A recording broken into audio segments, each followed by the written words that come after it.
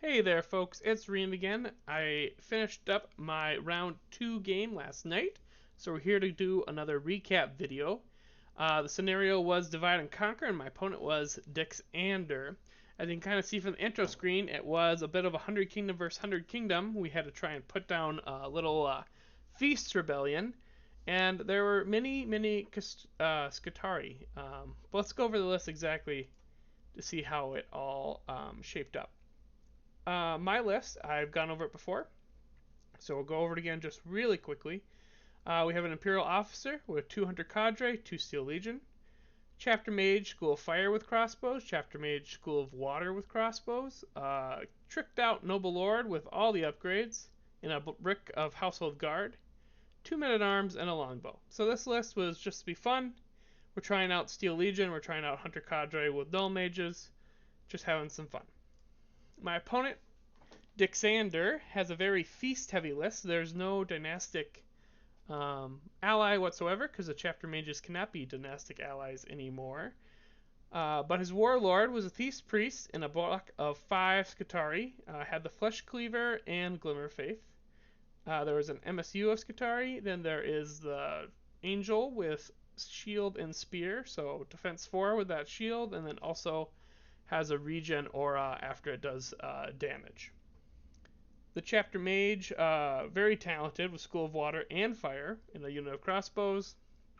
Another Chapter Mage, half as talented, only with School of Water, Mercenary crossbows. Another Thief's Priest and another brick of 5 Skitarii, and then 3 more MSUs of Skitarii. So in total, 6 Skitarii cards will be in the stack. And then just a little bit of chip damage with some magic, and then also the Angel to kind of, bring some real muscle to the list. So the great thing about TTS is you know your opponent beforehand, you know their list, and you know what you're going to play, so you can set up a little bit of, or you can think ahead a little bit about what you're going to do. You have more time than just walking up to a table. Divide and Conquer has the potential to score a lot of points. We'll go over the scoring just really quick. So for scoring, players gain 3 victory points for destroying the opposing objective marker. So for me, it would be this one. For Dixander, it would be this one. I'm caring about the red objectives. He's caring about the blue. And then we're both caring about the center. Players will get 2 points for season objectives. So these are both worth 2. These are both worth 2 to me. They gain an additional 2 if you're holding 3 or more. You gain an additional 1 if you seize more objective zones than your opponent. And you get 2 points for killing the enemy warlord. So in total, this is 3. And then the warlord would be 2. Those can only be scored once. And then if you are holding like 4 objectives, and your opponent's not holding, well, I guess it doesn't really matter. If you're holding all 4, you're scoring like 11 points per round. So don't want to get tabled early because someone can really run away with the scoring. So first game, we got tabled, I think, on turn 6. So the goal is to win, but at least not get tabled quite as fast. My plan here, based on the layout of the terrain, I was hoping to kind of, hold this portion and then potentially push out to this corner here. So we're going to put the big household guard brick here to contest. We're going to have the Chapter Mage here with water to support. Chapter Mage with fire because it's a little bit more open over here. So if the Angel comes out over this way, or there's more potential to leave like a gap somewhere to shoot out. And then the longbows are over here as well, just because with the household guard over here, we got plenty of threat. We're probably going to need a little bit more support to help wear things down, since this will be a little bit weaker since we don't have another big block to throw around. Alright, let's get into round 1. So round 1 went better than my first game. We had 1 successful reinforcement roll, so I got both mages on. The longbows got lost in the woods, or they're doing some scouting. Failed to tell me. But with the crossbows, like I said, we have the water mage here. We did rank them up a little bit tighter just so they'd fit in between the zone. So I'll lose a little bit of shooting, but they should be a little bit safer. If I get like some serious threat, I can back in and the sides will be completely safe. and then we're holding this wide open area with a big threat range with the fire mage and some crossbows, just to put some damage into anything that will walk up. My opponent's bringing both chapter mages on this side. I wasn't too happy to see this because this is where the big household guard brick is going to see, and being, fire darted and magic missiled and then just healing whatever it's trying to kill will be a little bit annoying. But not much we can do about it now. Just have to try and claw our way through it. End of round 2. The longbows got really lost. They didn't come in on 2 either. But we did get the rest of our mediums. So we got both Hunter Cadre, we got the Household Guard, we got both Men at Arms. Actually only had the roll for 1 Men at Arms, really. The rest had flank or forward force. So here's kind of the battle plan. Household Guard are going to come up and take this zone. The Men at Arms are going to come up and take this zone. The Hunter Cadre have moved up, so they're just in range of the crossbows. I'm hoping to win initiative and get a shot here. And then I will jump up later in the turn with the Men at Arms to kind of screen a bit. And that was kind of the game plan on my end. We also have a Hunter Cadre over here just to support a little bit of, declining this flank. Not going to push, but, just slowly give ground, shoot, and wear away. My opponent brings his Warlord with the big brick of Skitarii. Behind his mage, he's got an MSU of Skitarii, and then he's got another big brick over here. So he's threatening both sides pretty easy with both, or pretty well with both bricks.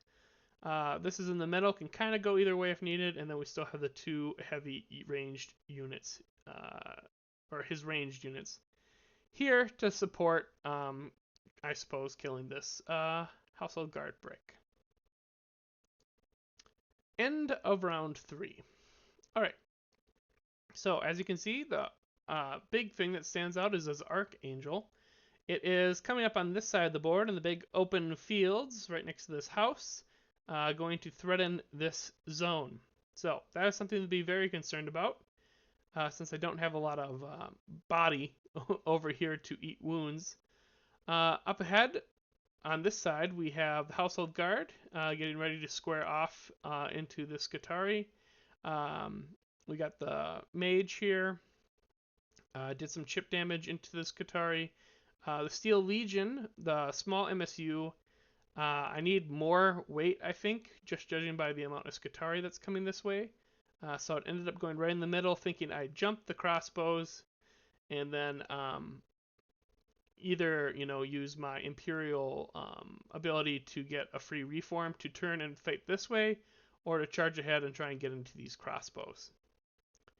The Men at Arms, or the Hunter Cadre here, we didn't win initiative, so we got shot first. We didn't lose a stand, but we did shoot back and did a couple, like 3 hits. I think he saved one of them. Deadly shot, didn't matter, didn't roll a 6.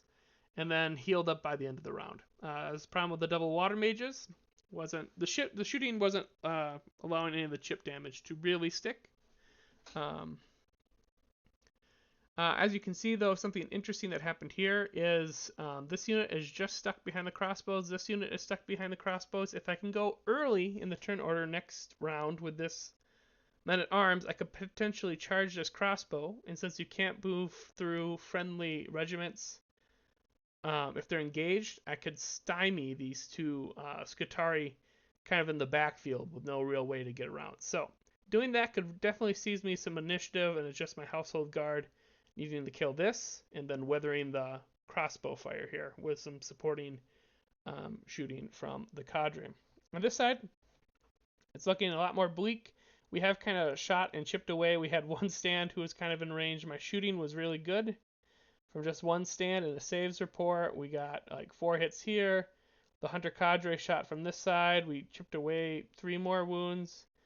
The longbows just marched and shot into here and did a couple wounds. So even with the evasion, I was getting higher than average number of hits of what I should have been getting. I think I got something close to like 60% hits on 2s with just this. And then, we got some damage through over just the evasion too. But this giant blick is going to charge into something. I think that my Hunter Cadre are probably going to end up being minced here. That's why the other Steel Legion, when the Imperial officer, is here to help counter and attack this giant brick. So, gonna keep moving up here. We're gonna skirmish on this side and then hopefully stymie this side long enough for this brick to win, get healed up a little bit, and then deal with these last two MSUs.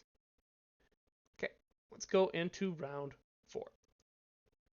End of round 4. Oops, end of round 4. We had some problems. So we'll start up in the top right corner. The men-at-arms did this round get into the crossbows. Super good. Stymied him up. Perfect. However, he had enough cards. He just kind of let these two Scutari go towards the end of the initiative. And halfway through the round, I had my Hunter Cadre card. As you can see, this Hunter Cadre died before they could activate, so I had to activate this one. And for whatever reason in my head, I was like, well, I can get some chip damage on this one that's stuck behind the mercenary crossbows here. That would be great. However, I rolled pretty decently, and his defensive rolls were poor, and I killed exactly a stand, which as soon as it happened, I realized the giant folly of my mistake in the fact that he was now no longer stuck behind the mercenary crossbows. I should have definitely just shot, even though it was obstructed by this field, into the side of this Scutari unit, because what ended up happening is, with this Scutari now able to get around, they got into the side of the men-at-arms and murdered them with their 11 attacks that cleave one into the side. It was terrible. And then when they were dead, this one was able to jump. So now all of a sudden, slowing down this side is no longer working, and if I do kill this with the block, I'm just going to get instantly charged once again by another Scutari, and then this is also going to potentially come in and kill the Hunter Cadre. So this was a major mistake and probably a major turning point in the battle for me just shooting this Scutari. I should have shot this one.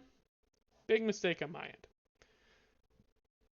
Over on this side, actually, before we go to that side, we'll see that his mage, some Scutari here died. So he shot at my mage and almost killed it. We got lost 2 stands and down to 2 wounds from a fire dart and from shooting. So almost devastating. Almost lost this chapter mage. The Steel Legion's moving up to murder the chapter mage next turn, though. So we'll get some vengeance for what happened over here. We've lost only 1 stand of Household Guard and a wound, so this is holding up pretty nicely to the volume of dice here. The Armor of Dominion, so I'm still saving on 3s, and then rerolling 6s, even though Dexander's getting like 12 to 14 hits with these Scutari.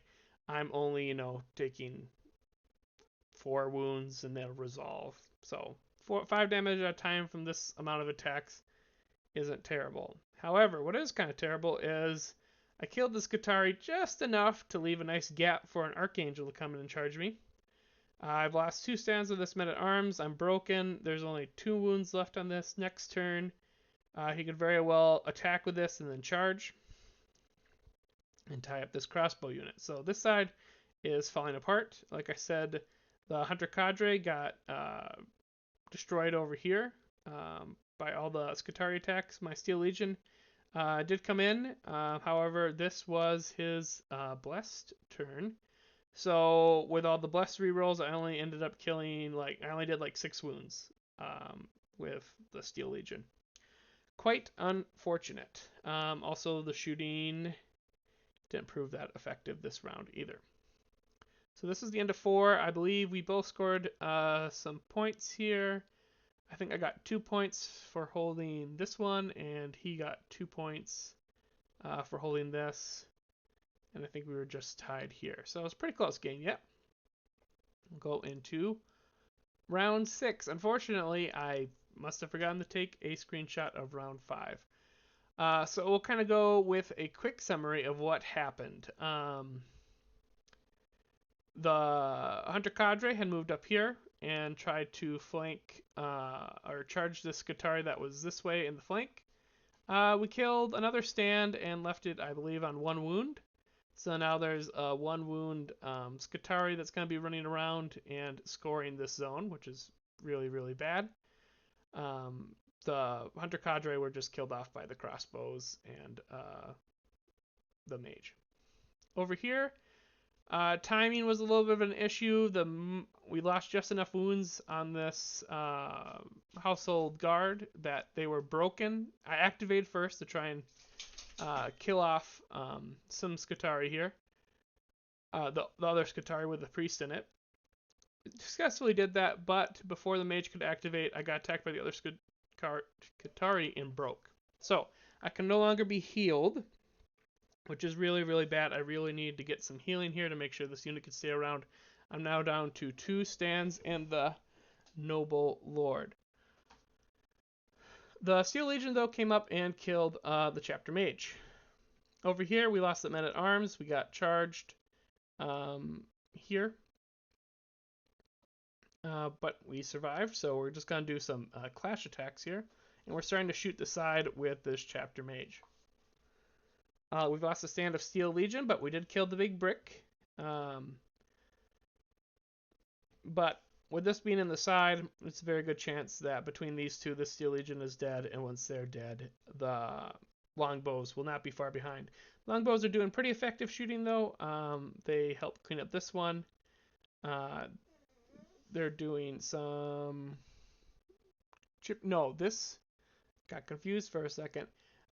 Big thing that did happen is when the Archangel killed this men-at-arms unit here and then charged, he ended up maxing out his regen Ori of 5. So these 2 Skitarii healed the total, or this one before it died, and this one healed a total of 5 wounds. So that 10 healing definitely, or 10 wounds that I got back definitely turned the tide of the battle from almost like unlikely for me to win to almost impossible to win. As you can see, this entire side is just collapsing, as this as well. My only hope here is I get to go first. I can like rally, do above average damage here, get some healing in, and then maybe, you know, chip away on this side yet. I'm probably never going to be able to run this down. Very unfortunate. I'm sensing, just due to that one mistake where these 2 Skitarii were able to jump over the crossbows, definitely threw this side into a losing position for me, and I'm just not able to recover. So, round 7. Men-at-arms got cleaned up. We're just losing more and more men here. We're doing some shooting.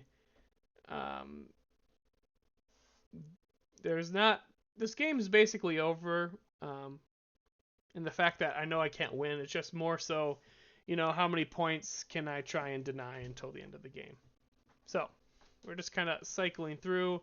Steel Legion, reform, charge, and then over the course of this round, this is actually towards the beginning of 8, we'll get just picked apart by the crossbows here. This is this guy scoring. These guys will score our zone.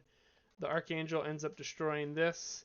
This will score our zone. This will kill the longbows, and then over the course of 9 and 10, this one will move to this zone, and this one will move to this zone. And by the round 10, he's scoring 11 points per round.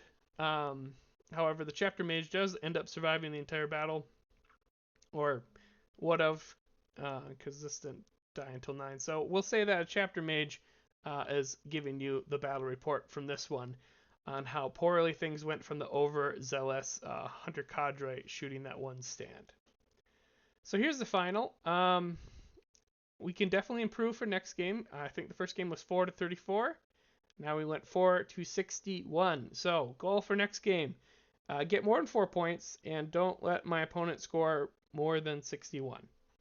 We'll see if I can meet that very ambitious goal.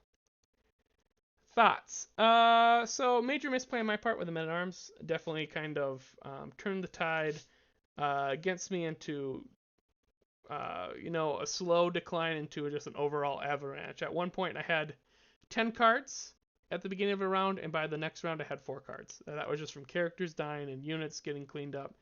That was like rounds 5 or 6. And from there it was definitely over. Once again, the chip damage plan into all the healing was rough.